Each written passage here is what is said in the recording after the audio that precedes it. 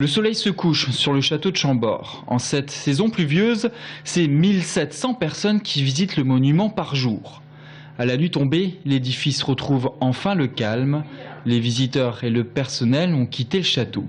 Mais vers 21 h, dans la chambre de François Ier, une présence indésirable a été détectée.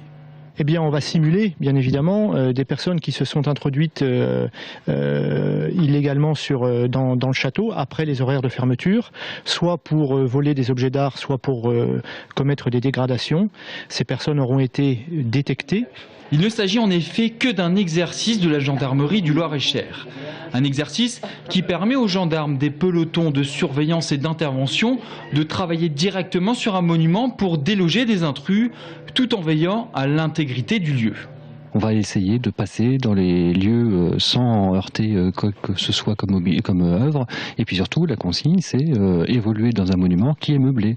Donc c'est aussi fait partie des contraintes. Cet entraînement est une première pour les gendarmes, habitués à travailler sur des sites industriels comme la centrale de Saint-Laurent-des-Eaux. Le château de Chambord, le plus grand château de la Loire, était donc le lieu idéal pour s'entraîner, grandeur nature, sur un monument. Il était intéressant qu'ils puissent s'acculturer aussi à pouvoir travailler dans un site particulier, fragile et sensible. Fragile parce que, évidemment, quand on progresse dans des salles où il y a des collections avec des œuvres d'art fragiles, sensibles, eh bien, ça nécessite une certaine adaptation. L'exercice aura duré près de 3 heures.